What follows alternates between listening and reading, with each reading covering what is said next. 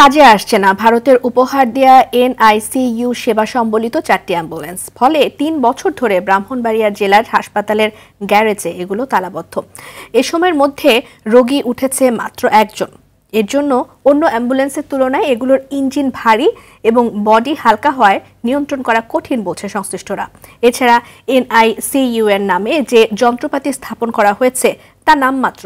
আখাউড়া থেকে সাদ্দাম হোসেনের তথ্যছবিতে জানাচ্ছেন ইমরুল কায়েস। 2021 সালে করোনা মহামারীর পর উপহার হিসেবে এনআইসিইউ সম্বলিত 109টি অ্যাম্বুলেন্স বাংলাদেশ সরকারকে উপহার দেয় ভারত, যার মধ্যে 4টি অ্যাম্বুলেন্স উপহার পায় ব্রাহ্মণবাড়িয়া জেলা। তবে দীর্ঘদিন পার হলেও কাজে আসছে না এসব উপহার। কর্তৃপক্ষ বলছে অন্যান্য অ্যাম্বুলেন্স থেকে এর লোড অনেক বেশি, সড়কে নিয়ন্ত্রণ করাও কঠিন। এছাড়া অন্যান্য অ্যাম্বুলেন্স থেকে ভিন্ন হওয়ায় আইসিইউ ব্যবস্থাপনা করা কঠিন। শুধু তাই নয়, এই অ্যাম্বুলেন্সের সঙ্গে সবসময় একজন চিকিৎসক থাকতে হয়। বিগত সময়ে এই অ্যাম্বুলেন্সের জন্য দেয়া হয়নি জ্বালানি তেলের বরাদ্দ।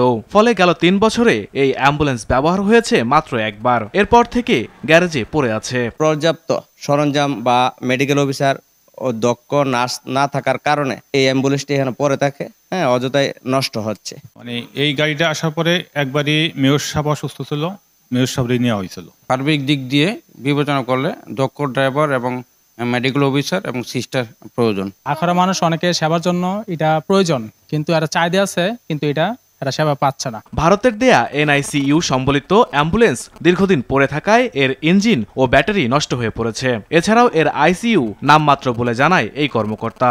অর্ধেক পথে গিয়ে গরম হয়ে যায়, ইঞ্জিন গরম হয়ে বন্ধ হয়ে যায়, পরে দেখা যায় যে রুগী নিয়ে ড্রাইভাররা বিপাকে পড়ে। যে জন্য অ্যাম্বুলেন্সগুলা অব্যবহৃত অবস্থায় পড়ে আছে। এবং এখন বর্তমানে আমার এই অ্যাম্বুলেন্সের যে পরিস্থিতি সেটা হচ্ছে এটার ব্যাটারি ডাউন হয়ে গেছে এবং চাকাও বসে গেছে। সব মিলে আমরা এটা চালানোর অনুপযোগী। ইমরুল কায়েস, RTV।